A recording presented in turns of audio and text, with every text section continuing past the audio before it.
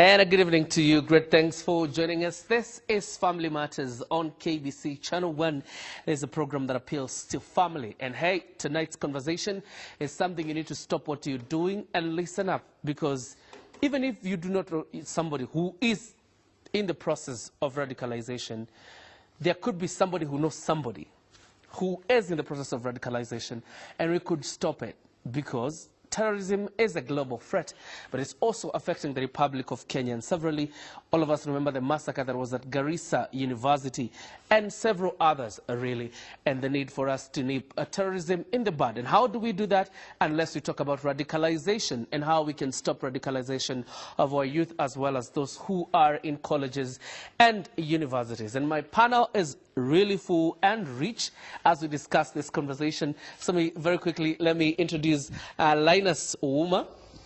He's from the CPS. There is what we call Committee on Citizen Participation in Security, yes. A part of a secretariat.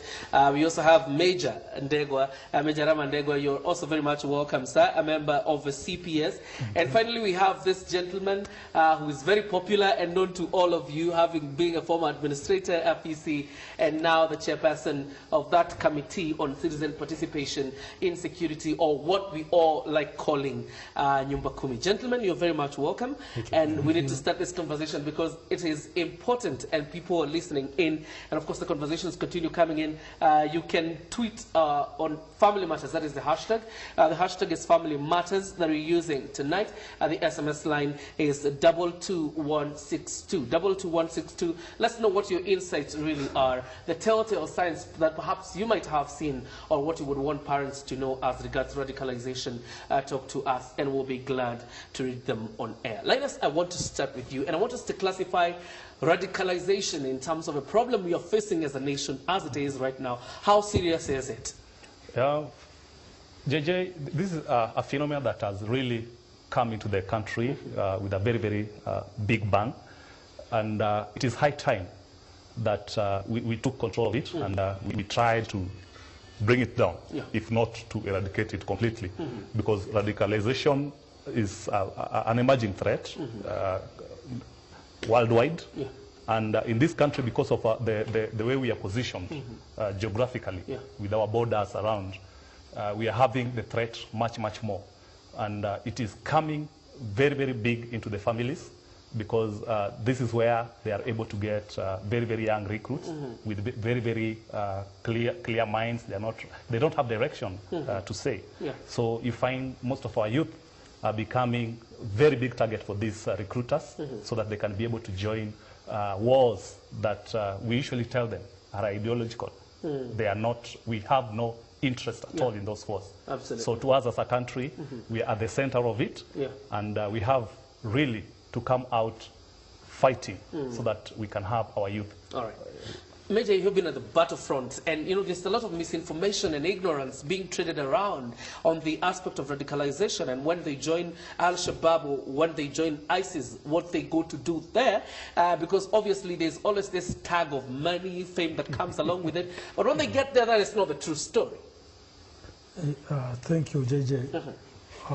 In most cases, most of these people are just cheated.